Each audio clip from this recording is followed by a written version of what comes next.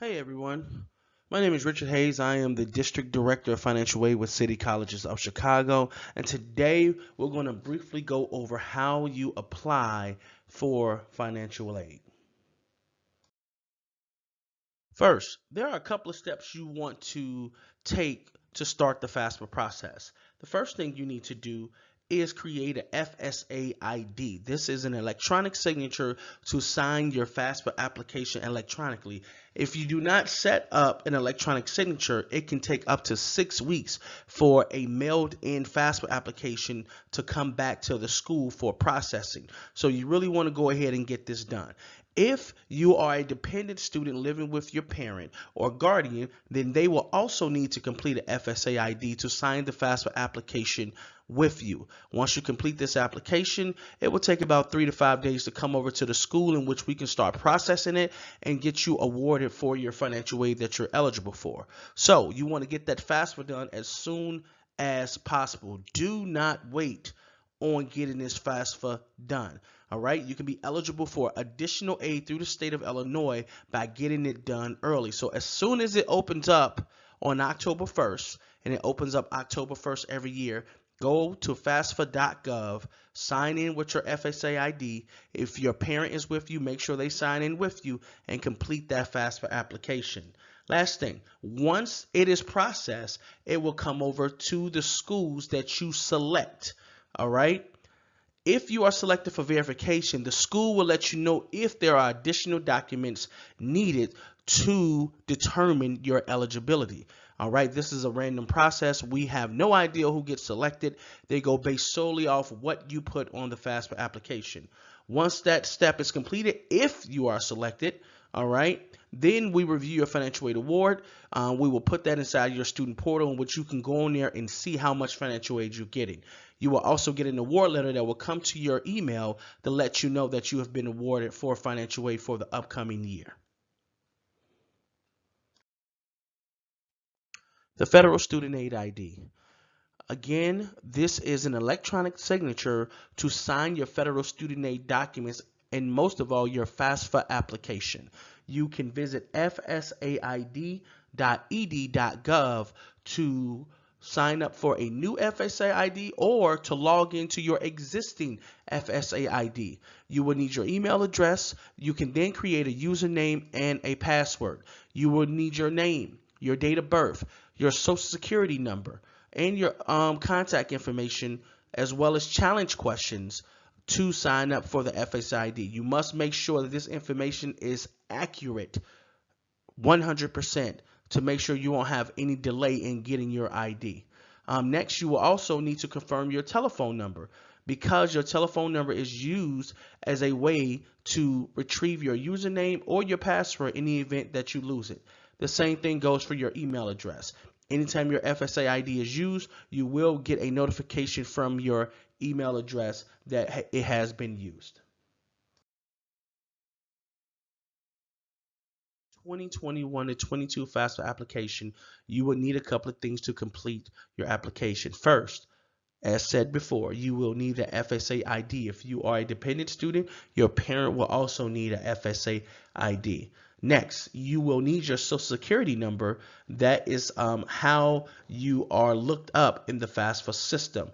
If you are not a citizen, then you will need your alien registration number. So you must be a U.S. Eligible non-citizen or be a citizen with a social security number to apply for the FAFSA application.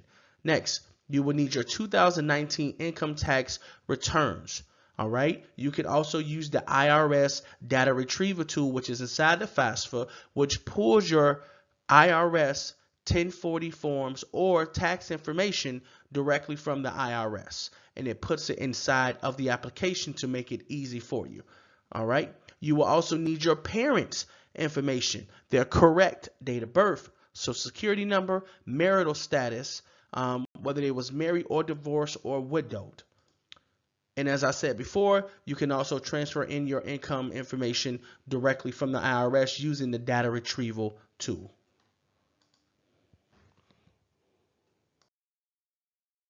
The question always comes up whether you are a dependent or independent student. There are several questions on your FAFSA application that will determine if you are a dependent student, in which you will need your parents' information, or an independent student needing only your information. Simply put, a dependent student is expected to be financially dependent upon their parents or guardians, while an independent student is expected to be financially independent. You can also go to studentaid.gov/dependency. If you are answering no to all of dependency questions, then you are a dependent student. If you answer yes to at least one of the questions, you will be considered independent. But please know it will be verified.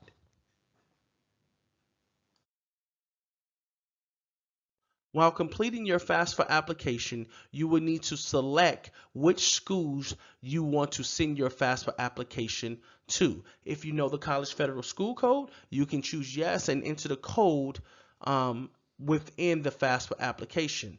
If you do not, you can search the school by the state as well as the city and the name of the school. You'll also need to enter your housing plan for each school selection. Here at the City Colleges of Chicago, here are all the school codes for each college. You can't put more than one school, but the school you put first is the school that your FAFSA will go to. So if you choose both Malcolm X and Olive Harvey, but you put Olive Harvey first, then your FAFSA will go to Olive Harvey College.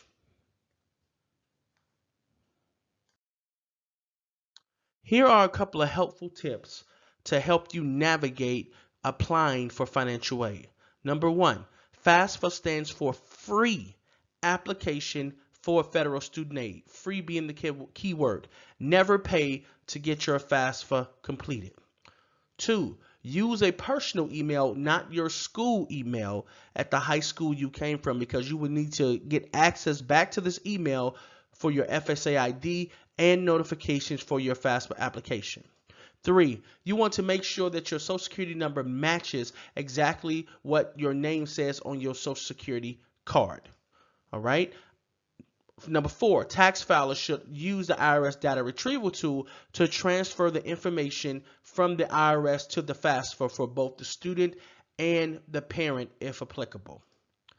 You want to also look for a confirmation page and review as an indicator that your FAFSA was submitted correctly. 6, keep track of all usernames and passwords in a safe and secure place, especially your FSAID. You can use that even to sign loan documents, so you do not want to let it out of your sight. The top of the screen will also indicate whose information is needed on the page as you go through the FAFSA. It will either say student or parent. When the FAFSA says you, it is referring to you, the student. If you need additional help or guidance about your FSAID or your FAFSA, you can visit the financial aid office at the CCC campus that you're attending, or you can call Federal Student Aid at 800-433-3243. You can explore all of our programs that we have to offer with the City Colleges of Chicago at ccc.edu/student GPS. This is where you can go and apply for all the various programs that we offer at City Colleges of Chicago. If you have any questions about your financial aid, it is best to reach out to the campus that you will be attending to find out additional information. Daly College, their email is as follows, as well as Harold Washington, Kennedy King, Malcolm X, Olive Harvey, Truman, and Wilbur Wright. These are all their email addresses, so you can reach out to them directly in case you have a question about your financial aid.